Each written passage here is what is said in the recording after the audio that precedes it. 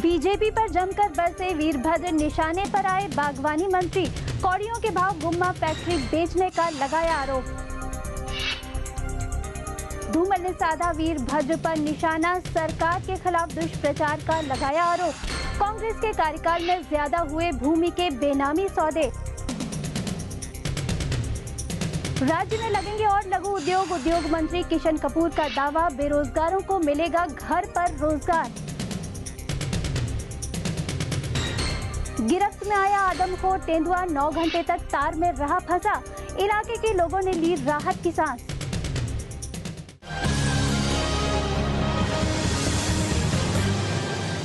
नमस्कार, हिमाचल आजकल में आपका स्वागत है। मैं हूं अनुराधा।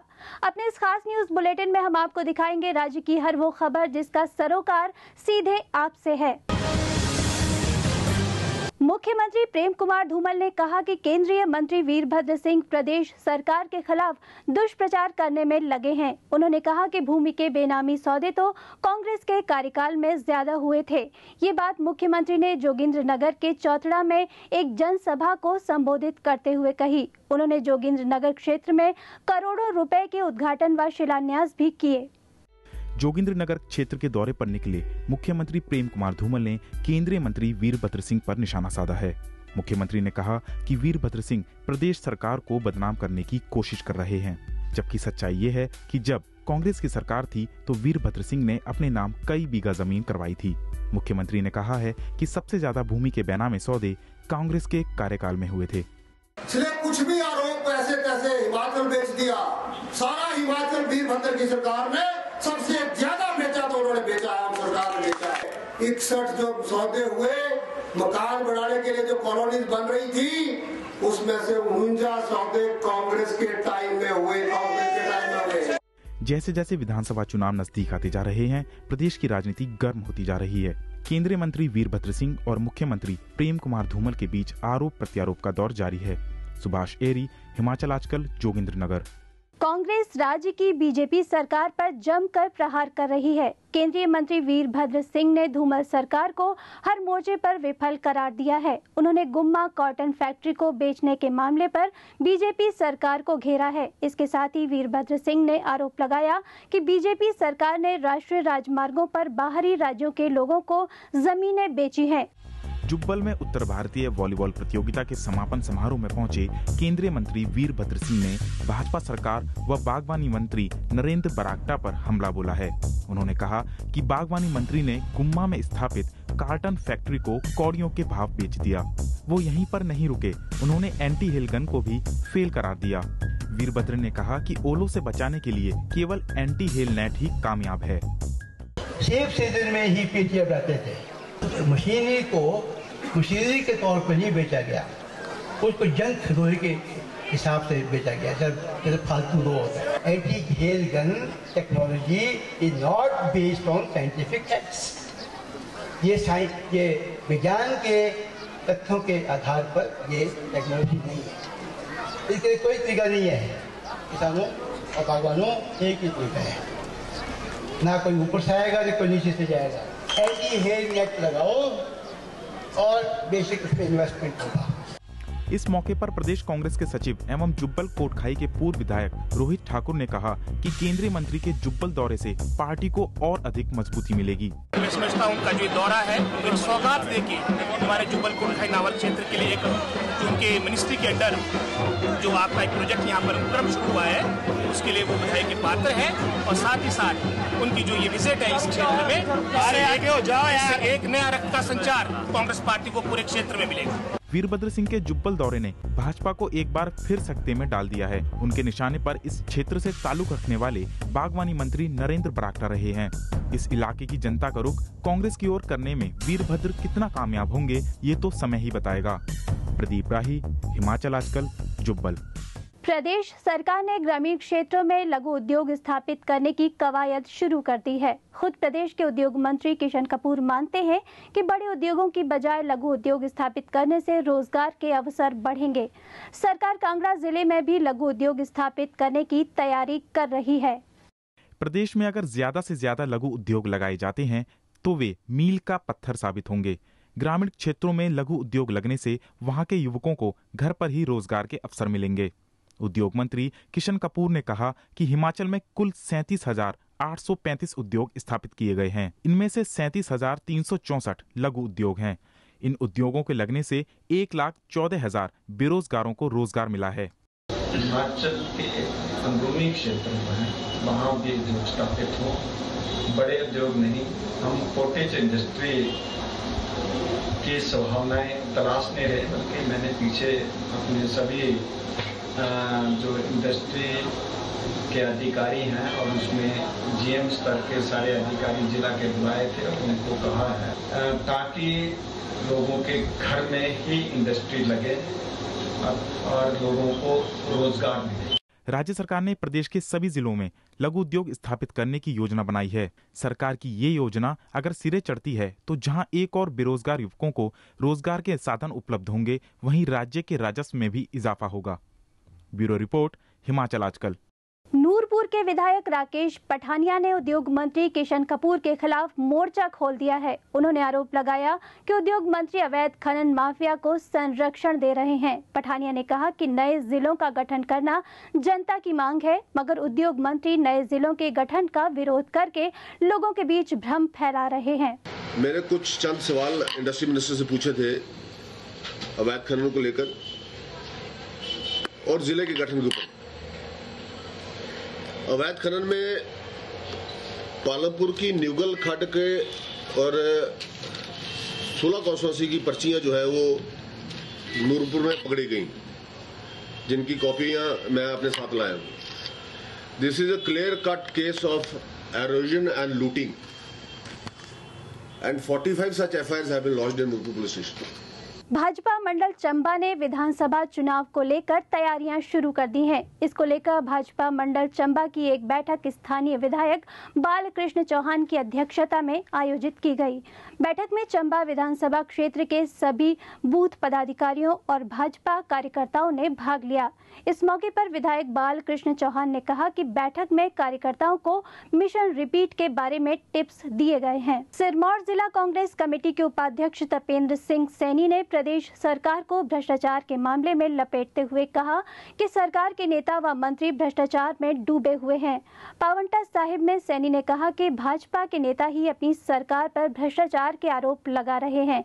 उन्होंने आगामी विधानसभा चुनाव के लिए अपनी दावेदारी भी पेश की और कहा कि कांग्रेस एकजुट है और भाजपा को सत्ता से उखाड़ने के लिए पूरी तरह से तैयार है। प्रदेश में आज जहां बड़ी बड़ी पेयजल परियोजनाओं से शहरों व गांवों में पानी की मांग को पूरा किया जा रहा है, वहीं कई गांवों में पारंपरिक जल स्रोत आज लोगों की पानी की जरूरतें पूरी कर रहे हैं। ऐसे ही पारंपरिक जल स्रोत है खातरियां। हमीरपुर के टौणी देवी व इसके आसपास के इलाके में ये खातरियां बड़ी तादाद में देखी जा सकती हैं। इतिहास को संजो कर रखी ये खातरियां आज भी लोगों के लिए पानी का जरिया बनी हुई हैं। पानी की किल्लत को दूर करने के लिए सदियों पहले ये खतरियां बनाई गई थीं। हमीरपुर में राष्ट्रीय राजमार्ग नंबर 88 के किनारे पर इन खातरियों को देखा जा सकता है। इसके अलावा यहाँ प्रत्येक घर में भी खातरियां बनी हुई हैं, जिनमें छतों से पानी इकट्ठा किया जाता है। स्थानीय लोगों की माने तो गर्मियों में पानी की किल्लत पड़ने पर आज भी ये खतरियां उनकी पानी की जरूरतों को पूरा करने में अहम भूमिका निभा रही हैं। मौजूदा समय में जब दिनों दिन बढ़ रही पानी की मांग को पूरा करने में पेयजल परियोजनाएं हाफ रही हैं, तो ऐसे में पारंपरिक जल स्रोत पानी की जरूरत पूरा करने में अपनी अहम भूमिका निभा सकती हैं। इसलिए इनको दुरुस्त कर सुरक्षित किए जाने की आवश्यकता है। जसबीर कुमार, हिमाचल आजकल, हमीरपुर। कांगड़ा के कनोल में आदमखोर तेंदुआ तार में फंस गया। इस आदमखोर तेंदुआ ने पिछले कुछ समय में आसपास के इलाकों में दहशत फैला रखी थी। कई भेड़ बकरियों को भी तेंदुआ अपना शिकार बना चुका है। ये तेंदुआ तार में करीब 9 घंटे तक फंसा रहा। वाइल्ड लाइफ और वन विभाग के कर्मचारियों ने तेंदुओं को पकड़कर गोपालपुर चिड़ियाघर भेज दिया।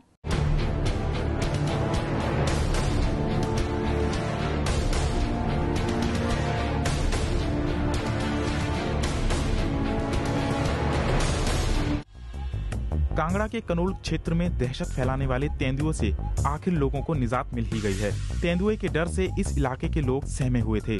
कई भेड़ बकरियों को तेंदुआ निगल चुका था। ये आदमखोर तेंदुआ तार में 9 घंटे तक फंसा रहा। यहाँ पे एक तेंदुआ फंसा हुआ है जिसका काफी दिनों से यहाँ के लोगों में नशे था और सबसे ये बात की ये हमारी गाय को एक बार हमला भी कर चुका है, ठीक है, और यानी कि काफी दहशत थी इसकी और आज ये फंसा हुआ है। लेकिन जितने भी लोग यहाँ आ रहे थे सभी डर रहे थे, जितनी बसें जा रही थी बसें में रुक रुक करके गाड़ियाँ रुक रुक के जा रही थी, बड़ी डर रही थी, सबसे लोग डर रहे थे, तो लोगों में बड़ा आतंक फैला हुआ था। तेंदुए के तारों में फंसे होने की सूचना मिलते ही वन विभाग व वाइल्ड लाइफ के कर्मचारियों की टीम मौके पर पहुंच गई।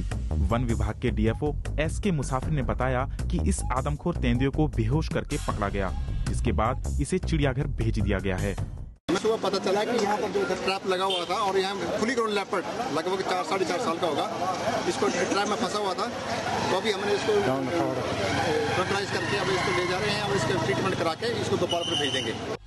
इस आदमखोर तेंदुए ने कनोल व इसके आसपास के क्षेत्रों में आतंक फैलाया हुआ था। तेंदुए के आतंक से लोग अपने घरों से बाहर निकलने में भी कतराते थे। इसके पकड़े जाने के बाद इलाके के लोगों ने चैन की सांस ली है। ब्रजेश्वर साकी, हिमाचल आजकल, कांगड़ा। फिलहाल रुकेंगे छोटे से ब्रेक के लिए। ब्रेक के बाद भी खबरों का सिलसिला जारी रहेगा। देवभूमि का सजग प्रहरी, हिमाचल आजकल। हिमाचल प्रदेश की राजनीतिक हलचल, सामाजिक चहल पहल, सांस्कृतिक व धार्मिक रबतों का बेहतरीन व अद्भुत संगम। देखिए हिमाचल आजकल प्रतिदिन रात्रि 9 बजे सिर्फ दिशा चैनल पर। ब्रेक के बाद आपका स्वागत है। एक नजर हेडलाइंस पर। बीजेपी पर जमकर बरसे वीरभद्र, निशाने पर आए बागवानी मंत्री। कौड़ियों के भाव गुम्मा फैक्ट्री बेचने का लगाया आरोप। धूमल ने साधा वीरभद्र पर निशाना, सरकार के खिलाफ दुष्प्रचार का लगाया आरोप। कांग्रेस के कार्यकाल में ज्यादा हुए भूमि के बेनामी सौदे। राज्य में लगेंगे और लघु उद्योग। उद्योग मंत्री किशन कपूर का दावा, बेरोजगारों को मिलेगा घर पर रोजगार। गिरफ्त में आया आदमखोर तेंदुआ 9 घंटे तक तार में रहा फंसा। इलाके के लोगों ने ली राहत की सांस। पर्यटन नगरी मनाली में माल रोड के सौंदर्यीकरण का काम कछुआ चाल से चल रहा है। 2 साल पहले मुख्यमंत्री ने माल रोड के सौंदर्यीकरण के कार्य का शुभारंभ किया था, लेकिन अभी भी ये अधूरा है। माल रोड पर चल रहे इस कार्य के कारण स्थानीय व्यापारियों के अलावा पर्यटकों को भारी असुविधा उठानी पड़ रही है। मनाली के माल रोड में सौंदर्यीकरण का कार्य 3 करोड़ रुपए की लागत से किया जा रहा है, लेकिन लोगों का कहना है कि सौंदर्यीकरण का कार्य बहुत ही धीमी गति से चल रहा है। यहाँ पे बहुत ही स्लो काम हो रहा है और जो भी हो रहा है कुछ ढंग से नहीं हो रहा है। माल रोड की दुर्दशा है और जो काम चल रहा है वो कछुए की चाल से चल रहा है। तो हम अपेक्षा करते हैं सरकार से कि इसको प्रॉपर ढंग से जो भी थोड़ा बचा हुआ काम है युद्ध स्तर पे करके इसको फिनिश किया जाए। उधर स्थानीय विधायक गोविंद ठाकुर का कहना है कि माल रोड के सौंदर्यीकरण के कार्य को इस साल अक्टूबर तक पूरा कर दिया जाएगा। लेकिन निश्चित रूप से हमारा प्रयास है कि इस साल अक्टूबर महीने से पहले मनाली माल रोड को बहुत बढ़िया करके देंगे। बाकी 20% बाकी सभी यानी नगर की गलियों को भी हम ठीक करने वाले हैं। बहरहाल सौंदर्यीकरण का काम जितनी जल्दी ही पूरा हो जाए वो सभी के लिए फायदेमंद साबित होगा, क्योंकि गर्मियों के बढ़ते ही सैलानी पहाड़ों की तरफ आकर्षित होने लगते हैं। राज अग्रवाल, हिमाचल आजकल, मनाली। सरकार की पर्यावरण को संरक्षित करने की मुहिम को नगर परिषद मंडी ही ठेंगा दिखा रही है। नगर परिषद शहर के राष्ट्रीय राजमार्ग पर बने डंपिंग साइट के आसपास खुले में कूड़ा कचरा फेंक रहा है, जिसकी देखा-देखी अन्य लोग भी कर रहे हैं। इससे वहां के पर्यावरण को भारी नुकसान हो रहा है। राष्ट्रीय राजमार्ग पर बनी डंपिंग साइट के आसपास नगर परिषद के कर्मचारियों के अलावा अन्य लोगों के जरिए कूड़ा कचरा गिराने से यहां पर्यावरण को नुकसान पहुंच रहा है। यही नहीं, ये कचरा बारिश के दौरान नदी में जा रहा है, जबकि इससे करीब 2 किलोमीटर आगे से शहर के लिए पानी की आपूर्ति की जा रही है। मंडी बचाओ संघर्ष मोर्चा के अध्यक्ष लक्ष्मेंद्र का कहना है कि इस मामले को सिंचाई व जन स्वास्थ्य मंत्री के समक्ष भी उठाया जा चुका है, लेकिन कोई कार्रवाई नहीं हुई। IPS मिनिस्टर श्री रविंद्र सिंह ठाकुर को एक ज्ञापन दिया था। मैंने उनको सबसे पहले इनसे ये गुजारिश की थी व्यक्तिगत रूप से भी कि हमारे इस शहर में पीने के पानी की बड़ी दिक्कतें होती हैं। कारण हमारा ये जो जहाँ डंपिंग साइड है यहाँ से जो रिसाव हो रहा है ये पानी के माध्यम से हो रहा है। इससे हमारे सर बहुत दिक्कत होती है क्योंकि हमारे एक तो वेबसाइट हवा के है और इसमें मक्खी मच्छर बदबू और जितना भी कूड़ा कचरा जलाते हैं सारा धुआं उसी तरफ आता है जी। उधर नगर परिषद मंडी की अध्यक्ष सुशीला सौखला का कहना है कि नगर परिषद कचरे को डंपिंग साइट पर ही गिराता है। अगर परिषद का कोई भी कर्मचारी खुले में कचरा फेंकता है तो उसके खिलाफ कार्रवाई की जाएगी। डंपिंग साइट हमारी ऊपर वाली साइड पे है, वो दरिया के साइड पे नेशनल हाईवे वाले आते हैं या गांव वाले आते हैं या जो शिकायत करते हैं, हो सकता है वो गाय फेंक रहे हो और नगर परिषद को इसमें इन्वॉल्व करने हैं। पर्यावरण को संरक्षित करना सरकार के साथ ही आम जनता की भी जिम्मेदारी है, इसलिए कूड़े को उचित स्थान पर डालकर पर्यावरण को बचाने में योगदान देने की जरूरत है। अंकुश सूद, हिमाचल आजकल, मंडी। राष्ट्रीय किसान मोर्चा 12 व 13 मई को दिल्ली में किसान संसद का आयोजन करेगा। किसान संसद में कृषि की वर्तमान स्थिति के अलावा किसानों की घटती आमदनी और केंद्र सरकार की जन विरोधी नीतियों पर चर्चा की जाएगी। हमीरपुर में भाजपा राष्ट्रीय किसान मोर्चा के उपाध्यक्ष सुरेश चंदेल ने केंद्र सरकार के कपास और चीनी के निर्यात पर रोक लगाने की कड़े शब्दों में निंदा की। हमारा ये कार्यक्रम जो है इस पर हम विस्तार से किसानों की चर्चा दिल्ली में करने वाले हैं 12-13 मई को। ये जो नीतियां बनाती है ये नीतियां भी किसान विरोधी बनती हैं। जब किसान का माल उसके खेत से बाहर आता है तो उस समय ये सरकार एक्सपोर्ट बंद कर देती है। प्रदेश में भगवान परशुराम जयंती आज बड़े धूमधाम से मनाई गई। इस मौके पर विभिन्न जगहों पर कई कार्यक्रम हुए। शिमला में भी श्री ब्राह्मण सभा में रक्तदान शिविर लगाया और विश्व शांति व कल्याण के लिए यज्ञ का आयोजन किया। ब्राह्मण सभा ने लोगों को भगवान परशुराम की शिक्षाओं का अनुकरण करने का भी संदेश दिया। इस मौके पर श्री ब्राह्मण सभा के अध्यक्ष अश्वनी गर्ग ने कहा कि लोगों को भगवान परशुराम की शिक्षाओं को आत्मसात करना चाहिए। उनकी शिक्षाओं से विश्व में शांति कायम हो सकती है। ग्रामीण क्षेत्रों में धार्मिक उत्सव समृद्धि व खुशहाली के प्रतीक माने जाते हैं। इसी कड़ी में पधर के कोटरोपी में कुश्ती मेले का आयोजन किया गया। कुश्ती दंगल में स्थानीय पहलवानों के अलावा दिल्ली, उत्तर प्रदेश, पंजाब, हरियाणा और जम्मू कश्मीर से लगभग 100 जवानों ने भाग लिया। मेला कमेटी की ओर से विजेता पहलवानों को 11,000 रुपए और उप विजेताओं को 10,000 रुपए नकद का इनाम दिया गया। इसके अलावा पहलवानों को पगड़ी पहनाकर सम्मानित भी किया गया। मिल्क फेडरेशन के जरिए नाहन में घटिया दूध की आपूर्ति करने पर लोगों में आक्रोश बढ़ रहा है। शहर में पिछले कुछ दिनों से फेडरेशन खराब दूध की आपूर्ति कर रहा है।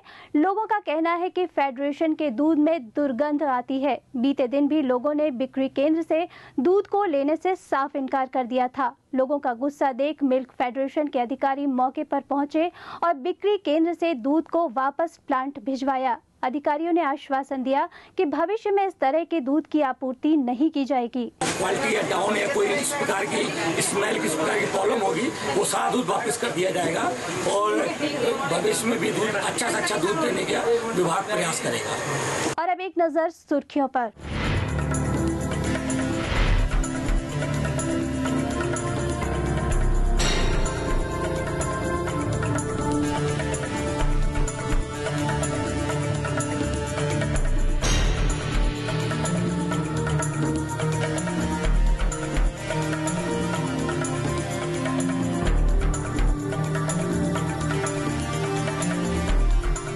अभी के लिए बस इतना ही। हिमाचल की ताज़ा तरीन खबरों के साथ हम फिर होंगे हाजिर।